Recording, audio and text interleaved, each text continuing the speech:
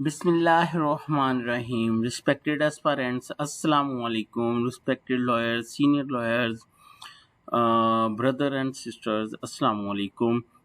आज का लेक्चर बहुत अहम है। आज हमने जो है वो एग्जीक्यूशन का हमारा जो है वो टॉपिक वो कंटिन्यूड है और आज हम पढ़ने जा रहे हैं what is meant by execution, what is to be executed and who can pray for execution, against whom execution can be prayed for, which court is competent to execute, what is the relevant law of execution, how to be executed.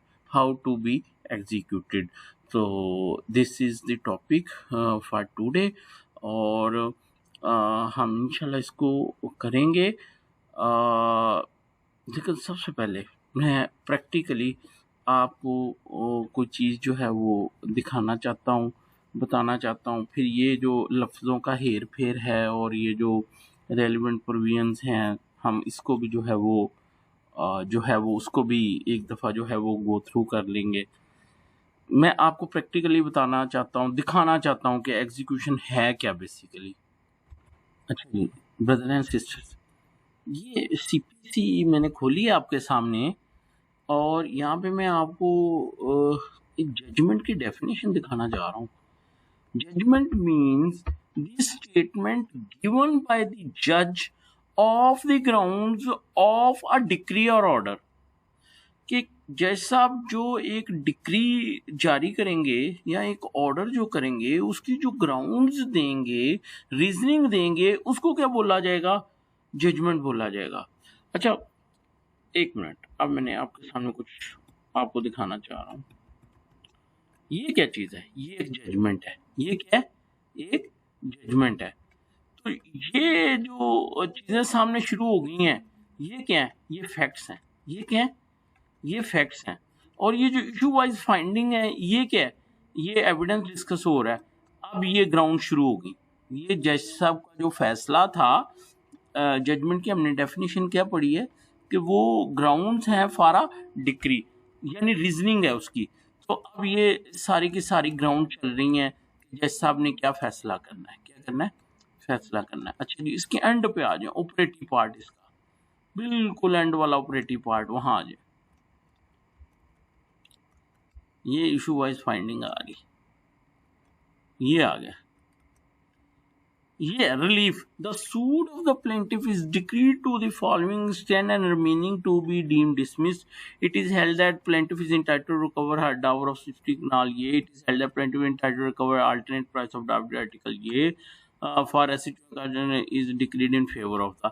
अब ये जो operative part है, ये जो operative part है, ये basically क्या है? ये डिक्री है। और जो ऊपर हम सारा कुछ पढ़ के आए हैं वो क्या है? वो सारा क्या था? वो जजमेंट थी, वो उसकी ग्राउंड्स थी, वो इसकी रीजनिंग थी कि मैं ये डिक्री क्यों, मैं डावर क्यों डिक्री करने जा रहा हूँ, मैं इसको डावरी आर्टिकल या उसका अल्टरनेट क्यों देने जा रहा हूँ। अच्छा अब एक मिनट रुकिएगा, वापस सीपीसी पे आइएगा। ये judgment means the statement given by the जज of the ground of decree और ऑर्डर। तो अब एक मिनट, अब ये डिक्री की डेफिनेशन देखिएगा, ये क्या है? Decree means formal expression of an adjudication. Formal expression क्या है? ये देखें, मैं आपको दिखाता हूं।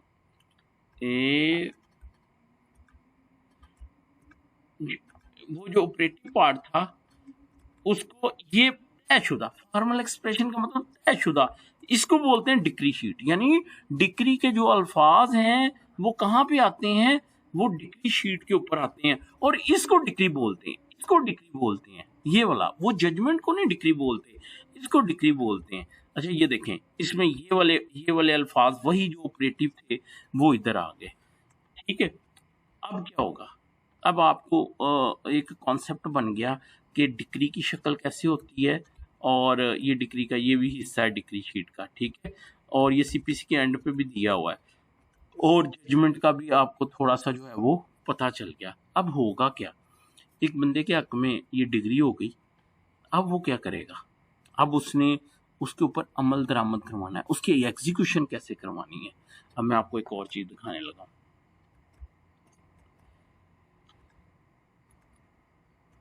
देखिए ये दरखास्त अजरा, इसमें ये इसको कहते हैं दरखास्त एग्जीक्यूशन पिटीशन। ये वो दायर करेगा, इसका क्या मकसद है ये इनको हम लेटर ऑन डिस्कस कर लेंगे, और इसके साथ सिर्फ एक डॉक्यूमेंट लगाएगा। कौन सा? Decree sheet. बस उसको जजमेंट लगाने की भी जरूरत नहीं है, सिर्फ उसने डिक्री शीट लगानी है और उसने उस कोर्ट को दे देनी है कि ये ले, ये मेरी ये अजरा है, मेरी एग्जीक्यूशन है, इसके ऊपर आप क्या करवाएं, अमल दरामद करवाएं। ठीक है, बस आप आज मैंने आपको इतना ही ये दिखाना था। आज का जो लेक्चर है उससे सिर्फ इतना ही जो है वो क्या है, वो रेलिवेंट है। अच्छा, थोड़े से मैंने आगे कुछ पिक्चर्स बनाई हैं आपको बताने के लिए। ये देखें, वारंट गिरफ्तारी जारी हो रही है, ये क्या है, ये मोड ऑफ एग्जीक्यूशन है, ये हम पढ़ेंगे, ये हम पढ़ेंगे मोड ऑफ एग्जीक्यूशन, यही तो अब हमने पढ़ना ऑर्डर 21 और ये वो। अच्छा, उसके बाद फिर मैंने एक और चीज देखी, ये क्या है, ये प्रॉपर्टी के अटैचमेंट का ऑर्डर है शायद, शायद। ठीक है, तो ये क्या है, ये मोड ऑफ वो है। अच्छा, आगे मैंने एक और ऑर्डर पढ़ा, ये ऑक्शन का ऑर्डर हो रहा है, इसका ऑक्शन का ऑर्डर हो रहा है। तो ऑक्शन का ऑर्डर यानी क्या हो रही जा रही, नीलामी हो रही जा रही है, सेल होनी जा रही है। तो it is also a mode of execution, it is also a mode of execution. अच्छा, ये क्या है, उजरदारी ऑब्जेक्शन पिटीशन, सेक्शन जो है 47 उसके तहत आ रही है, एक ऑब्जेक्शन पिटीशन आ रही है। तो मैंने आपको दिखाया है, ये चीज़ें हमने आगे जो है वो पढ़नी है। अब हम अपने लेक्चर के ऊपर वापस आते हैं और उसके ऊपर जो है वो थोड़ा सा फोकस करते हैं। मैंने आपको अभी तक ये बताया है कि जज साहब जो लंबा चौड़ा फैसला लिखते हैं ना, जजमेंट लिखते हैं, उसके जो आखिरी रिलीफ क्लॉज में जो ऑपरेटिव पैरा होता है ना, उसको डिक्री बोलते हैं। और वो एक जिसके ऊपर वो प्रिंट किया जाता है उसको डिक्री शीट बोलते हैं। उसके बाद एक दरखास्त आती है जिसको एग्जीक्यूशन पिटीशन कहते हैं, और उसके साथ वो डिक्री शीट लग जाती है। और उसके बाद जैसा पहले उसकी तलबी करते हैं, उसको समन भेजते हैं, पहले उसको प्यार से कहते हैं कि आ जाओ भाई, दे दो भाई, पैसे दे दो भाई, सेटिस्फाई कर दो डिक्री। जब वो नहीं मानता तो फिर जज साहब क्या करते हैं कि थोड़ी सी सख्ती करते हैं। वो कहते हैं कि अगर इसकी कोई प्रॉपर्टी है लाओ, फर्द लिखा लेके आओ, मैं इसकी प्रॉपर्टी अटैच करूं। फ़र्ज़ करें वो नहीं है, या उसके साथ ही जज साहब कहते हैं कि थोड़ा सा और सख्ती करते हैं, वो कहते हैं इसके मैं बेलेबल वारंट निकालता हूँ, वो फिर भी नहीं आता, वो नहीं देता पैसे। फिर जज साहब कहते हैं कि अब मैं इसके नॉन बेलेबल वारंट निकालता हूँ। ठीक है, और अगर वो पकड़ा जाता है तो पकड़ के उसको जेल भेज दिया जाता है, 1 साल के लिए सिविल प्रिजन में भेज दिया जाता है। अगर वो नहीं, उसकी प्रॉपर्टी हथे चढ़ जाती है तो उसको अटैच कर दिया जाता है। अगर उसका कोई श्योरिटी है तो उसके खिलाफ कार्रवाई शुरू हो जाती है। अगर फिर भी पैसे नहीं आते तो फिर जज साहब कहते हैं कि चलो इसकी प्रॉपर्टी बेचो, इसकी प्रॉपर्टी बेचो। मीनवाइल मदयून आ जाता है, वो आके कोई उजरदारी दाखिल कर देता है, वो कहता है जी नहीं, ये तो प्रॉपर्टी अटैच नहीं हो सकती, ये वो व्हाट्सएवर वो चीज़ें जो है वो। अच्छा, अब हम लीगली देख लेते हैं कि what is meant by an execution, कि एग्जीक्यूशन है क्या। The word execution means to carry out and perform. It is derived from the word execute, which means command. Execute का क्या मतलब है, command. Execution is the process of enforcement of a decree or order in order to enable the decree holder to deprive benefit from the judgment, कि अब जिसके हक में दावे का फैसला हुआ है उसके हक में उसका जो इन्फोर्समेंट का अमल है उसको क्या बोलेंगे, एग्जीक्यूशन। ठीक है, किसी ने कहा है the difficulties of a litigant begins when he has obtained a decree. सबसे मुश्किल काम ये नहीं है कि फैसला अपने हक में ले लेना, सबसे मुश्किल काम है उसके ऊपर अमल दरामद करवाना, क्योंकि ये एक बहुत टेक्निकल और टाइम टेकिंग अमल है। ठीक है, तो दिस इज द, ये हो गया एग्जीक्यूशन, ये हो गया पहला हमारा पॉइंट। उसके बाद what is to be executed, very important, it can be a decree or an order. जो मैंने आपको दिखाया वो क्या थी, वो डिक्री थी, वो जो डिक्री शीट के ऊपर था। ठीक है, और कोर्ट का कोई ऑर्डर भी हो सकता है, कोर्ट का कोई ऑर्डर भी हो सकता है। ये मैं अभी आपको बताता हूँ कि what is to be executed. देखिए, जनरल रूल ये है कि एक जो है वो डिक्री जो है वो उसकी एग्जीक्यूशन होती है। ठीक है, और जो एक ऑर्डर होता है वो जनरल रूल ये है कि वो एग्जीक्यूटेबल नहीं होता, लेकिन एक्सेप्शन ये है कि समटाइम डिक्री एग्जीक्यूटेबल नहीं होती और समटाइम जो ऑर्डर होता है वो एग्जीक्यूटेबल होता है। तो एग्जीक्यूशन हो सकती है एक डिक्री की भी और एक ऑर्डर की भी, but it depends upon the nature of that decree और ऑर्डर की उसकी एग्जीक्यूशन हो सकती है या नहीं हो सकती। अब बच्चों ये जो डिक्री है इसके बारे में मैं ना ऑलरेडी एक डिटेल्ड लेक्चर नोट्स और ऑडियो लेक्चर दे चुका हूँ, उसका लिंक मैंने इसमें दे दिया है। इसमें ये यूट्यूब की जो वीडियो है इसकी डिस्क्रिप्शन में दे दी है। प्लीज़ आप उसको डाउनलोड करेंगे और उसको जो है वो एक दफ़ा जो है वो डिक्री की उसमें से डेफिनेशन निकाल के उसको एक दफ़ा सुन लेंगे, उसको समझ लेंगे, तो आपको बड़ा उसका जो है वो क्या हो जाएगा, उसका फ़ायदा हो जाएगा। इसी तरह ऑर्डर की भी डेफिनेशन जो है वो दी हुई है, मैंने उसका लिंक जो है वो दिया है। जब आप लिंक ओपन करेंगे तो उसमें ये आ जाएगा, सीपीसी की डेफिनेशन आ जाएंगी, ठीक है, और साथ में वो ऑडियो भी आ जाएगी। ये आपके सामने आ गया। अब इसमें देखिए नीचे ये डिग्री की डेफिनेशन शुरू होगी, ये वाली। अब इसको प्लीज़ आप एक नज़र जो है वो देख लेंगे, मैंने डिटेल में इसको बुलाया। अच्छा, इसको देखते देखते साथ में आपने ऑडियो भी सुननी है, साथ में आपने ऑडियो भी सुननी है। वो कहाँ है ऑडियो, ये देखिए साथ ही फिर सीपीसी की डेफिनेशन है, ये ऑडियो है, इसको भी आपने क्या कर लेना है, डाउनलोड कर लेना है। अच्छा, ये इसमें ऑर्डर की भी ये जो डेफिनेशन है, इसमें ऑर्डर की भी डेफिनेशन है और भी जो रेलिवेंट डेफिनेशन है वो भी हैं, तो उनको आप क्या कर सकते हैं, उनको आप जो है वो सुन सकते हैं, ठीक है। तो अब मैं जो है वो थोड़ा सा जो है वो आगे चलता हूँ। डिक्री की डेफिनेशन आ गई, प्रैक्टिकली भी बता दिया। अब नॉन एग्जीक्यूटेबल डिक्रीज भी होती हैं, ठीक है, नॉन एग्जीक्यूटेबल डिक्रीज भी होती हैं, इसलिए मैंने ना उसको अमेंड कर लिया है।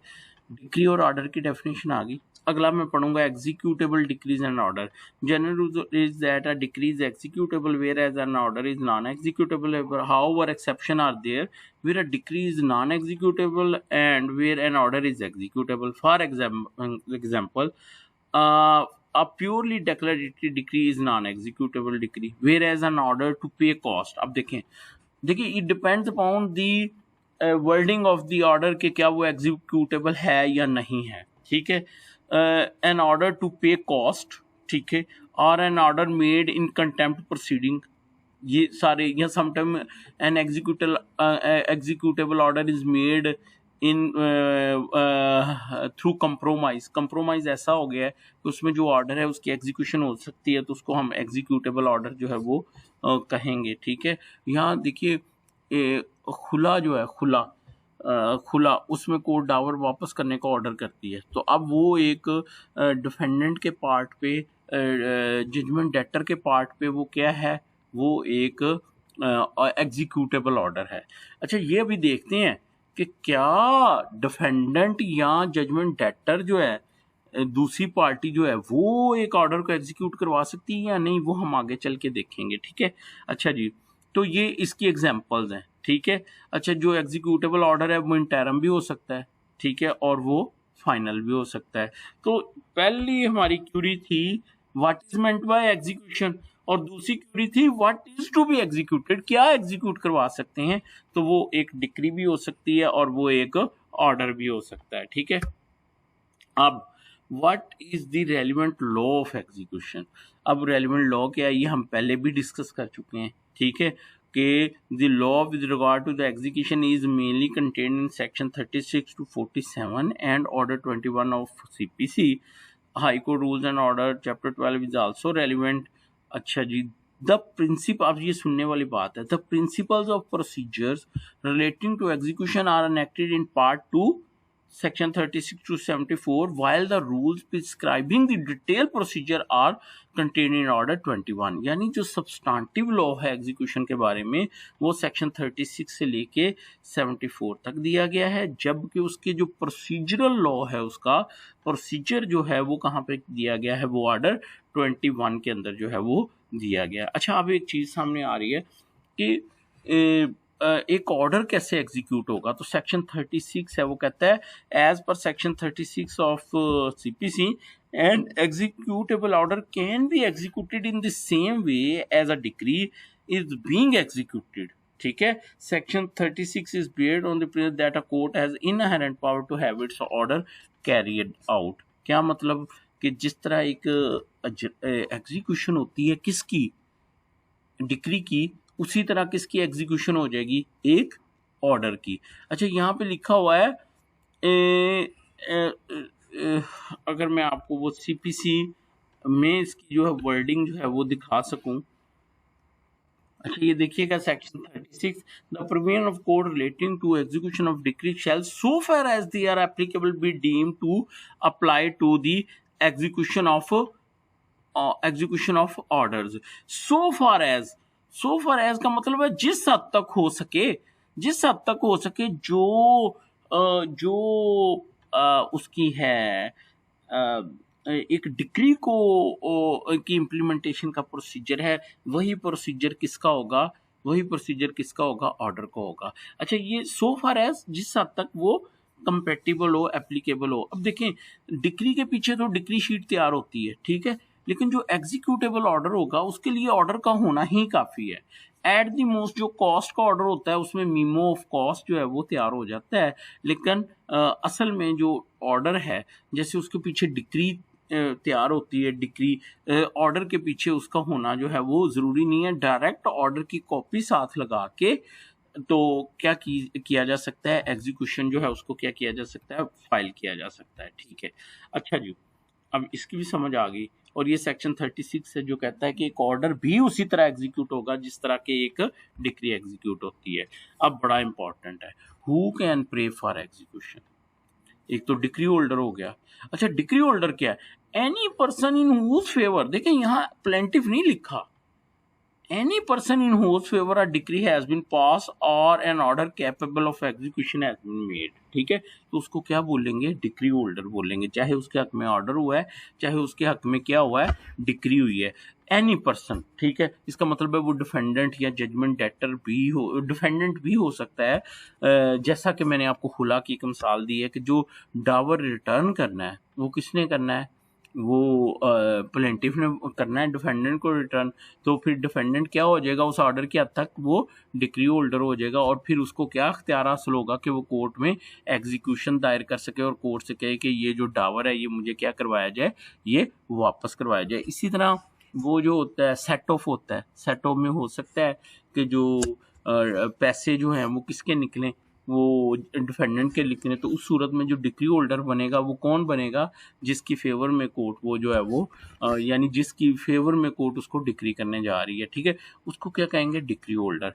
अच्छा डिक्री होल्डर जो है जो है वो कोई और भी हो सकता है, वो कौन है, transferee assignee of a decree.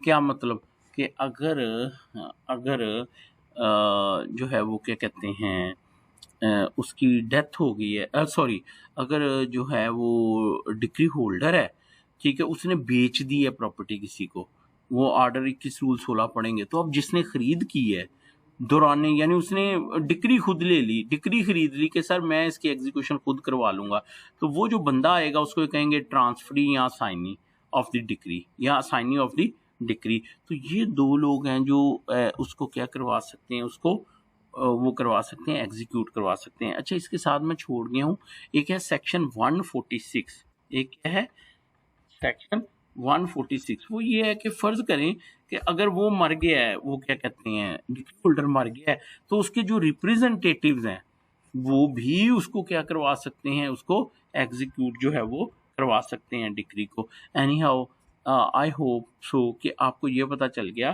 कि डिक्री कौन एग्जीक्यूट करवा सकता है। अभी तक हमने जो पढ़ा है वो ये पढ़ा है कि एग्जीक्यूशन है क्या और उसका रेलिवेंट लॉ क्या है और क्या एग्जीक्यूट हो सकता है, उसका रेलिवेंट लॉ कौन कौन करवा सकता है एग्जीक्यूशन। अब अगला है किसके खिलाफ हो सकती है, तो इसके लिए again judgment debtor, any person in whose favour a decree has been pass, और ये सॉरी मैं इसको चेंज लिखना था, जिसके अगेंस्ट डिक्री होगी ना या ऑर्डर हो गया, ठीक है। अच्छा अब इसके लिए आप क्या करें, अगेन वो जो डेफिनेशन का लिंक दिया है वहां पे जाके आप जजमेंट डेटर की भी डेफिनेशन सुनना चाहें तो वो सुन सकते हैं। अच्छा ये तो हो गया ना, वो क्या कहते हैं जजमेंट डेटर हो गया।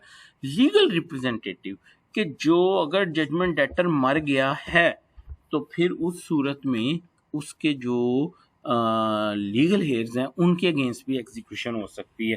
अच्छा, इसमें एक सेक्शन 50 है जिसमें ये है कि जो जजमेंट डेटर है वो उसकी डेथ हुई है कब, डिक्री होने के बाद, ठीक है। और एक है सेक्शन 52 जिसमें वो जजमेंट डेटर की डेथ हो गई है डिक्री होने से पहले। दोनों सूरतों में जो लीगल रिप्रेजेंटेटिव्स हैं वो क्या होंगे, उसके रिस्पॉन्सिबल होंगे उसको एग्जीक्यूट करने के, उसको सेटिस्फाई करने के, उस डिक्री को सेटिस्फाई करने के क्या होंगे, वो जो हैं वो पाबंद होंगे। अच्छा, यहाँ फिर मैं एक चीज़ बताना भूल गया। अब लीगल रिप्रेजेंटेटिव की जो डेफिनेशन है डिटेल में सुननी है तो वही आपको जो लिंक दिया है डेफिनेशंस वाला, उसमें जाके लीगल रिप्रेजेंटेटिव और साथ में वो ऑडियो सुन लें तो आपका कॉन्सेप्ट जो है उसके ऊपर क्या हो जाएगा, वो क्लियर हो जाएगा। एनी हाउ, अच्छा अब एक चीज़ है, चाहे लीगल रिप्रेजेंटेटिव है ना, चाहे सेक्शन 50 या 52 है, अब एक चीज़ है कि जो वारसान होंगे, लीगल रिप्रेजेंटेटिव होंगे, वो सिर्फ उस हद तक डिक्री को सेटिस्फाई करने के पाबंद होंगे जिस हद तक उन्होंने प्रॉपर्टी डिवॉल्व की है किसकी तरफ से वो डिसीज जजमेंट डेटर की तरफ से, उस हद तक वो उसको जो है वो क्या करेंगे, उसको सेटिस्फाई करने के पाबंद होंगे। मतलब मैं आपको एक मिसाल के साथ बताता हूँ। बंदा मर गया, उसने फ़र्ज करें 5 रुपए देने थे एक बैंक के, ठीक है। जजमेंट डेटर मर गया, उसके बाद उसकी कुछ प्रॉपर्टी थी वो उसके लीगल हेयर्स की तरफ आ गई। अब जो लीगल हेयर्स थे, ठीक है, उनको प्रॉपर्टी आ गई। खैर चूंकि डिक्री थी तो बैंकिंग कोड ने कहा नहीं भी इसको बेचो। उसको बेचा तो वो बिकी 3 रुपए की। कितने की? 3 रुपए की। अब लीगल हेयर 2 रुपए के हद तक जो है वो पाबंद नहीं है, ठीक है। लेकिन अगर जजमेंट डेटर खुद जिंदा होता तो फिर वो 2 रुपए भी उससे निकलते चाहे वो जेल जाता। तो यहाँ पे इन्होंने जेल नहीं जाना लीगल रिप्रेजेंटेटिव ने, लेकिन जो उनके पास प्रॉपर्टी आई है उस प्रॉपर्टी में से उसको क्या किया जाएगा, उस प्रॉपर्टी में से जिस हद तक वो डिक्री सेटिस्फाई होगी, यानी वो पर्सनली लायबल नहीं होंगे, उनकी जो प्रॉपर्टी उनको डिवॉल्व हुई है उसमें से जिस हद तक वो डिक्री सेटिस्फाई हो सके वो जो है उसमें जो है वो देखी जाएगी, ठीक है। तो अच्छा, एक है सेक्शन 53 लीगल रिप्रेजेंटेटिव की जो भी डेफिनेशन है, ठीक है ना, ये उसकी एक्सटेंडेड डेफिनेशन है सेक्शन 53।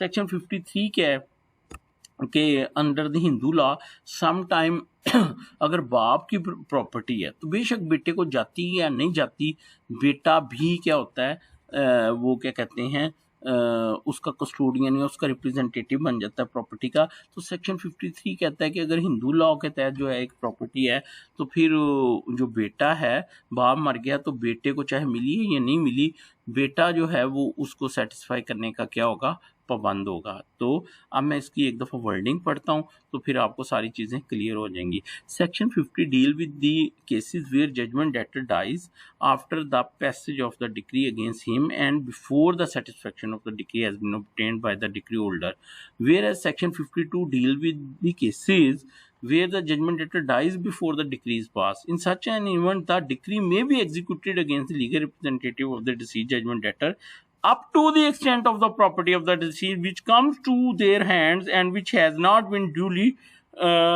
disposed of. ठीक है, तो वो प्रॉपर्टी जो कि उनके पास आई है, ठीक है, और which has not been duly dispose of, यानी जो कि अदरवाइज मसलन डिक्री से हट के कहीं पे वो सेटिस्फाई उसका इस्तेमाल नहीं हो सकता, लेकिन हो सकता ना 2 क्रेडिटर हों, एक पहला क्रेडिटर ले उड़ा अपने पैसे तो प्रॉपर्टी तो डिस्पोज ऑफ होगी, लेकिन अगर वो डिस्पोज ऑफ भी नहीं हुई, जजमेंट डेटर के पास ही है, तो फिर वो क्या होगी, उससे पहले उसको सेटिस्फाई किया जाएगा डिक्री को। The term legal representative defined in section 211 और as per order 21 rule 22 a notice must be served by executing over upon the legal representative prior to ordering execution against them। फर्ज करें एक execution चल रही थी, judgement debtor मर गया, तो अब उसके वारसान को नोटिस देना जरूरी है। And order of 22 CPC apply only to the suit proceeding and not to the execution proceeding. अच्छा, सेक्शन 50 किसका नेमल बदल है, ऑर्डर 22 का। ठीक है। ऑर्डर 22 बेसिकली डील करता है किसके साथ, सूट्स के साथ, कि अगर कोई बंदा मर जाए तो उसके वारसान क्या बनेंगे, फरीक बनेंगे। लेकिन यहाँ पे क्या है, डिक्री की सूरत में क्या है, वो सेक्शन 50 है। अच्छा, ऑर्डर 22 के तहत जो है वो प्रोसीडिंग अबेट हो सकती है, लेकिन चूंकि एग्जीक्यूशन प्रोसीडिंग में ऑर्डर 22 अप्लाई ही नहीं करता, तो हम कह सकते हैं कि किसी के मरने से एग्जीक्यूशन प्रोसीडिंग जो है वो अबेट नहीं हो सकती। इवन अगर उसका कोई भी वारस ना हो, उसकी कोई प्रॉपर्टी है, तो उसमें से वो क्या हो जाएगी, वो डिक्री सेटिस्फाई होएगी। लो जी, ये था against whom execution can be prayed for, ठीक है। अच्छा, आगे है which court is competent to execute, very important. और हाउ टू बी एग्जीक्यूटेड, ये तो पूरा हमारे पूरी ऑर्डर 21 है कि मोड कौन से होंगे, कैसे होंगे, ये हम जो है इनको जो है वो हम आगे लेके जो है वो चलेंगे। तो ये आज का लेक्चर था कि एग्जीक्यूशन क्या है, क्या एग्जीक्यूट हो सकता है, कौन अप्लाई कर सकता है, किसके खिलाफ अप्लाई हो किया जा सकता है, कौन, अच्छा जी, कौन सी कोर्ट कॉम्पिटेंट है, वो तो हम अब अगले लेक्चर में देखेंगे। फिर रेलिवेंट लॉ क्या है वो भी हमने जो है वो डिस्कस किया। मुझे अपनी दुआओं में याद रखिएगा, कमेंट ज़रूर कीजिएगा। थैंक यू सो मच, अल्लाह हाफिज़।